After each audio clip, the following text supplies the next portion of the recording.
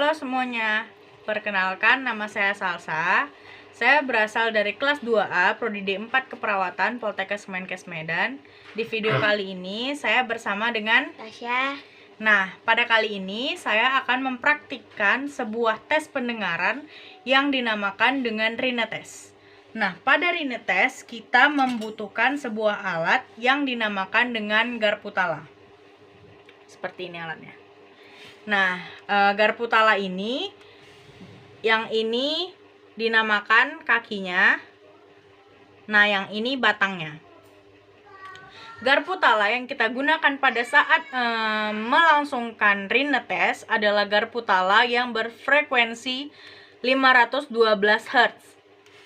Mengapa kita menggunakan garpu tala yang memiliki frekuensi 512 Hz?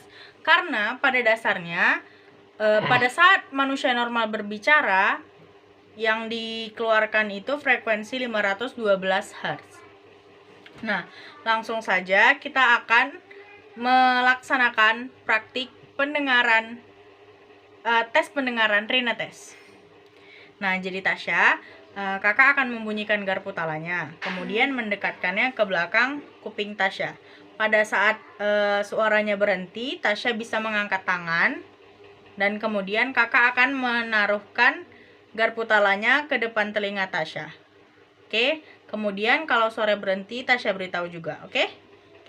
Langsung saja kita akan melakukan Rinetes. Oke, sini. Ke arah sini. Nah, gini. Ya.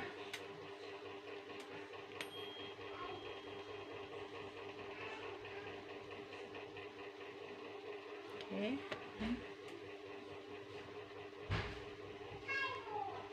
Oke. Nah, jadi begitu tesnya. Pada saat memegang garpu tala, kita harus memegangnya dengan cara yang benar, yaitu kita harus memegang batangannya, karena jika kita memegang kakinya, maka frekuensi yang keluar akan terganggu, suara yang keluar akan terganggu.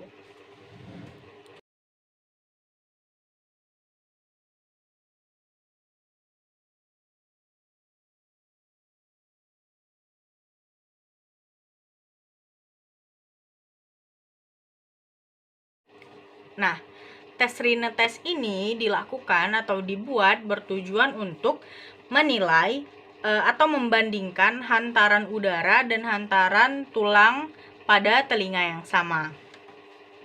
Setelah kita menggetarkan garpu tala yang kita miliki, kemudian itu garpu tala kita dekatkan ke tulang belakang telinga, yaitu dinamakan dengan tulang mastoid. Mengapa kita dekatkan ke tulang mastoid?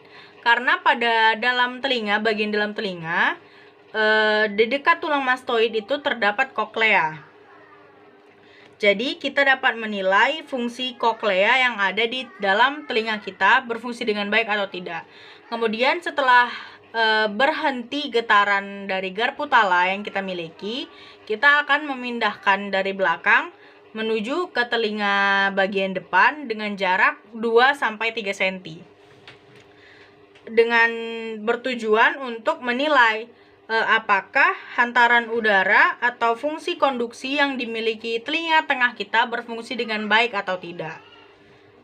Pada dasarnya, garpu tala ini dibuat untuk menyetarakan nada dan digunakan dengan memukul. Tapi pada tes Rinetes ini kita tidak perlu menggunakan pemukulnya. Kita menggunakan garpu tala yang berfrekuensi yang memiliki suara 512 Hz. Kenapa? Karena pada normalnya manusia biasa itu pada saat berbicara mengeluarkan suara yang berfrekuensi 512 Hz. Nah, jadi oleh karena itu, maka garpu tala yang inilah yang kita gunakan yang berfrekuensi 512 Hz. Nah, suara seperti yang kita ketahui, suara itu dapat dihantarkan oleh benda apapun, benda apa saja. Tapi masing-masing benda itu memiliki hantaran yang berbeda-beda. Nah, Rinetes ini berfungsi untuk menilai hantaran udara dan juga hantaran tulangnya gitu. Nah, Selanjutnya ada, saya akan memberitahu bagian-bagian dari garpu tala. Yang pertama, garpu tala yang ini, nah, bagian yang ini dinamakan dengan kakinya. Nah, yang ini batangnya. Pada saat kita melakukan tes, atau pada saat kita menggunakan garpu tala, yang kita pegang itu adalah batangnya. Jangan sampai kita memegang kakinya. Karena jika kita memegang kakinya, suara yang keluar akan terganggu. Nah, frekuensi dan ataupun hantarannya akan terganggu.